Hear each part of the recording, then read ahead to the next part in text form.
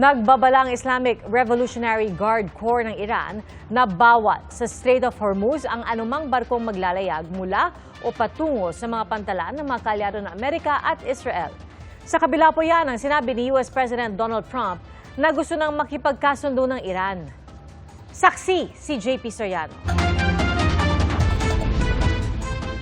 Ang mga tuldok sa mapang ito, palatandaan ng mga airstrike na tumama sa iba't ibang bahagi ng gitnang silangan mula noong unang umatake ang pwersa ng Amerika at Israel sa Iran noong February 28. Ang mga orange na tuldok, mga airstrike mula sa Amerika, Israel at mga kaalyado. Ang mga berde naman, galing Iran at mga kaalyado nito. Sa loob ng 4 na linggong palitan ng airstrikes, kitang tad-tad na ang ilang bahagi ng Israel na patuloy na ginagantihan ng Iran ng mga missile at pampasabog. Gayon din ang Lebanon dahil sa pambobomba ng Israel, bunsod ng sigalot dito sa grupong Hezbollah na kaalyado ng Iran.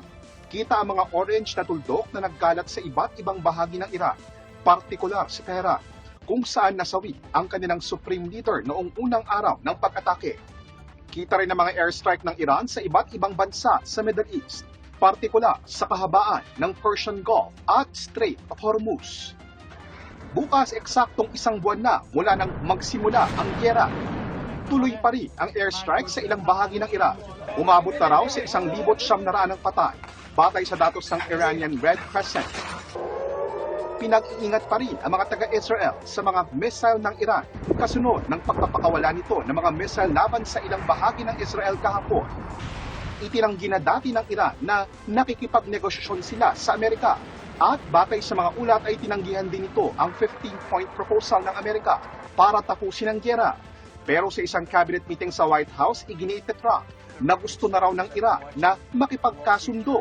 Tinawag pa nga ni Trump na regalo o present ang pagpapadaan umano ng Iran ng 10 barkong may kargang langis sa Strait of Hormuz. But they now have the chance, that is Iran, to permanently abandon their nuclear ambitions and to chart a new path forward. We'll see if they want to do it. If they don't, we're their worst nightmare. In the meantime, we'll just keep blowing them away. Gusto ni Trump na mabuksan muli ang Strait of Hormuz at limitahan ang military capability ng Iran. Pero wala raw garantiya na magkakaroon ng kasunduan. Are you thinking of taking control of Iran's oil? It's an option. I mean, I wouldn't talk about it, but it's an option. Pagkatapos ng cabinet meeting, ipinost ni Trump sa kanyang Truth Social account na ipaglalaban niya ang nauna niyang bantang pag-atake sa mga power plant ng Iran sa loob ng 10 araw. Alinsunod daw ito sa hiling ng Iran. Dagdag ni Trump, patuloy umano ang pag-uusap. Pero sa isang pahayag, nagbabala ang Islamic Revolutionary Guard Corps ng Iran na bawal sa strait ang anumang barkong maglalayag o patungo sa mga pantalan ng mga kaalyado ng Amerika at Israel. 3 container ship daw ang pinaatras sa Strait of Hormuz matapos magbabala ang kanilang Navy. Nagbabala rin ng Israel na pupuntaryahin ang mga pasilidad na tumutulong sa Iran sa mga pag-atake nito sa Israel.